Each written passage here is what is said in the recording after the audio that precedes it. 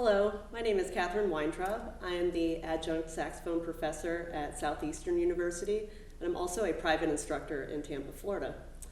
Today I will be demonstrating and teaching the 11th and 12th grade high school all-state saxophone excerpts. I will be starting with the lyrical excerpt and providing some tips and tricks, and then I will do the same thing with the technical excerpt. So here is the 11th and 12th grade saxophone excerpt.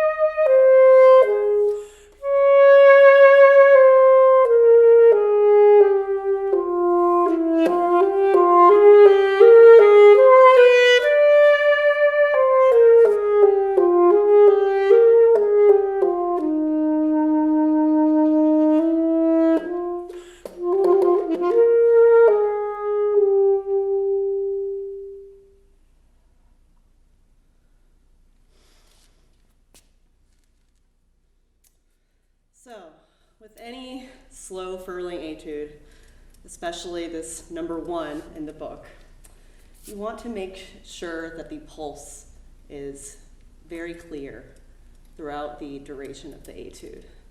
When playing a slow etude like this with lots of sustain, it's really easy for the pulse to get lost.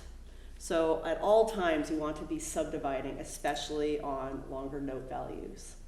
With that in mind, you also want to very clearly know the difference in subdivision between the 32nd notes that are marked and the 16th notes.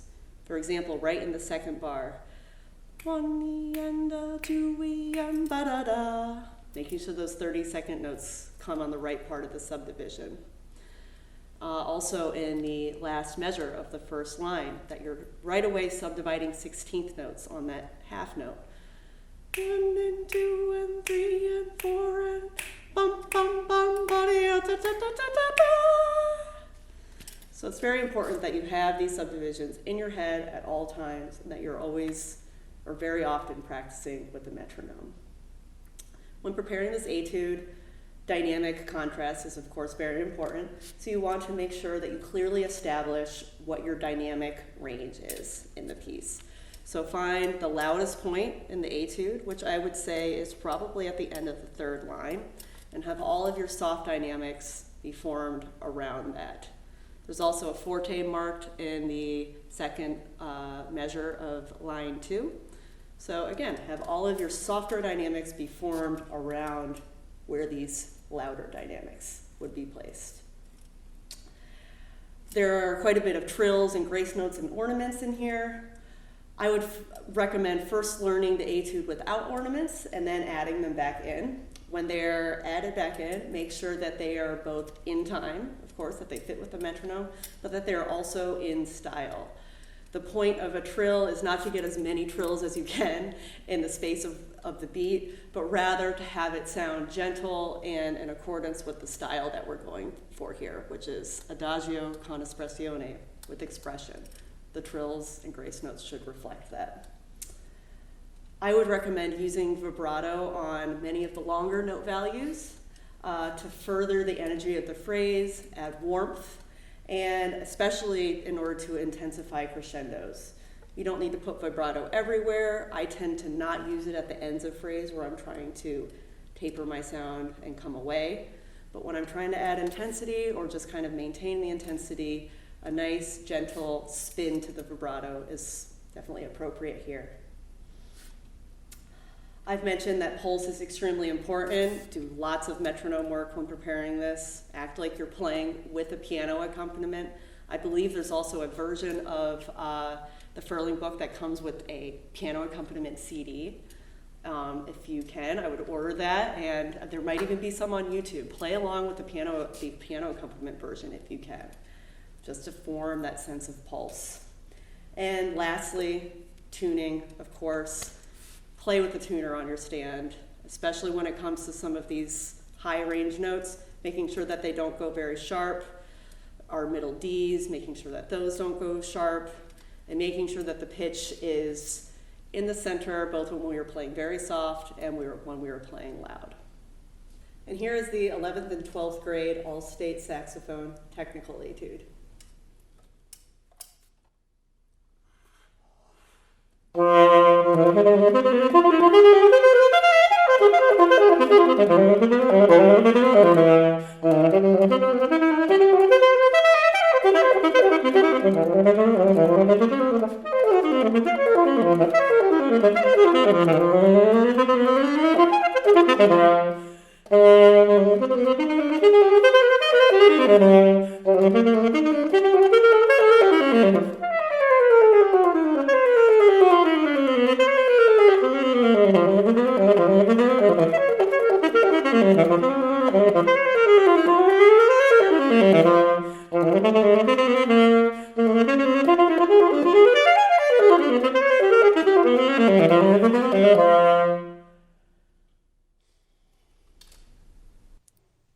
When working on a very technical etude such as this, meticulous and methodical care will want to be taken in order to build up the tempo in an effective way.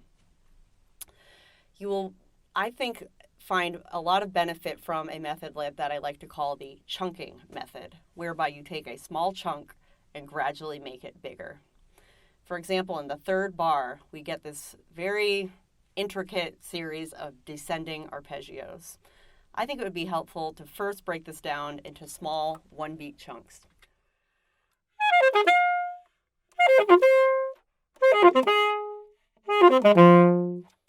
You may then find it beneficial to just add a half a beat onto this.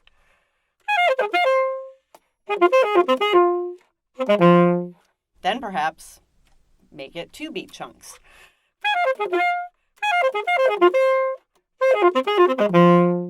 And so forth. There are lots of places where I think you will find this method to be beneficial because it allows you to digest these really intricate passages in smaller bite-sized pieces. That way you're able to work out the mechanics, and in a very comfortable and with ease, in a very comfortable way, you're able to gradually add on to these chunks. There are lots of finger issues that will present themselves in this etude. Another technique that I find to be very helpful is whereby we use broken rhythms or dotted rhythms to work out the finger mechanics. For example, the chromatic passages. If you're for some reason having issues making your chromatic scale very even, I would recommend this technique. This occurs, of course, in the 1, 2, 3, 5th line. So you could take a dotted rhythm where you start by playing long, short. And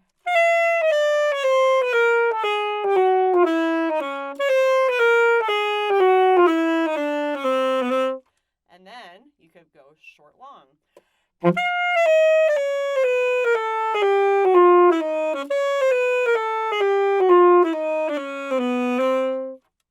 And then once you put it back in context with just a normal straight rhythm, you will find that your fingers have a lot more control because you've kind of confused them with those dotted rhythms. So when you go back to playing a normal straight rhythm, I think you'll find that you have more ease and more control playing evenly.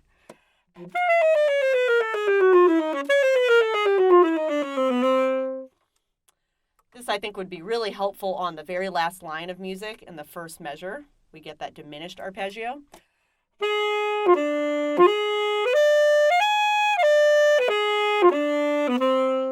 Then I'll take the long, short dotted rhythm.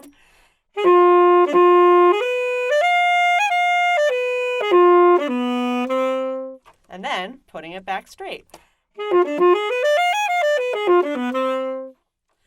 This dotted rhythm exercise is a really good way to build control and dexterity in your fingers. And I would just try it in any sort of context where you're finding your fingers just are having a hard time cooperating. Next on the list of technical issues you'll see in this etude, of course, has to do with the articulation. We see lots of both tongue 1, slur 3 patterns, as well as slur 3, tongue 1. I would isolate these in the context of the etude, for example, in the second measure. We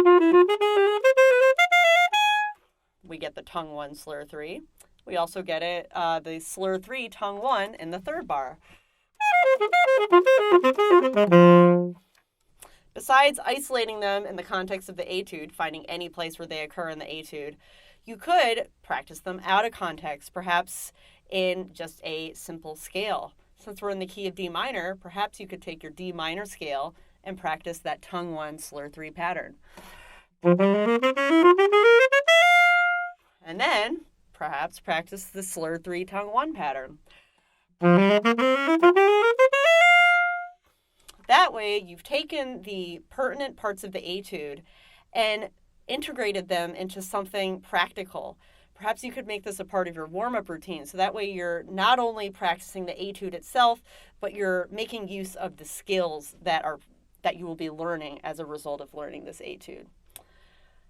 So, of course, when we're talking about articulation, you always want to think a lot about using uninterrupted, fast air. The key to a fast tongue is fast, uninterrupted air. So whenever you're practicing these articulated passages, either in context or out of context, always think more sound, more air, and the tongue will have an easier time propelling itself on and off the reed. Breathing, of course, will be an issue in an etude like this, making these long 4-bar phrases. There are some breaths marked. You may find that you need to sneak a couple more. However, something that will really be helpful is taking advantage of any moment that you can to strategically play at a softer dynamic. Any dynamic that's maybe mezzo forte, you could take down to mezzo piano, prolong that softer dynamic. That will not only add excitement to the music, but practically it'll give you more chance to allow yourself to make the phrase because you're using less air by playing soft. For example, on the fourth line, I'm going to prolong the soft dynamics, so that way I have an easier time making these phrases.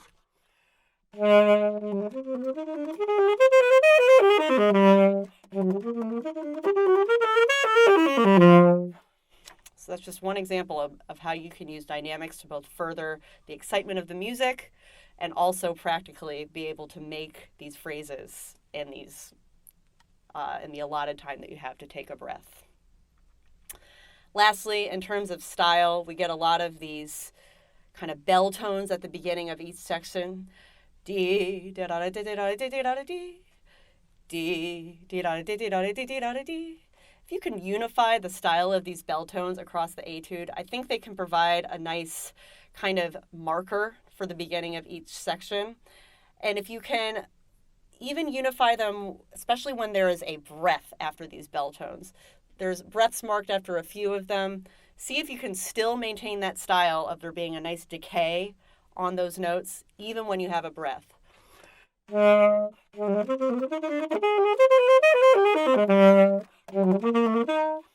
It will be tempting to just want to cut these notes off before the breath, so always pay attention of when you're breathing, what's happening right before the breath, and making sure that it is musically sound and thought out, and that the breath isn't just completely interrupting the music. So those are just some tips and tricks that I thought would be helpful for this very technical etude. When learning anything like this, of course, most importantly, be patient, take your time, building up the tempo to where you want it to be. And if you find a process that works for you, repeat that process. Repeat it and repeat it and repeat it until you are able to build as much comfort as you can at a given tempo before you increase to the next milestone tempo that you're going after.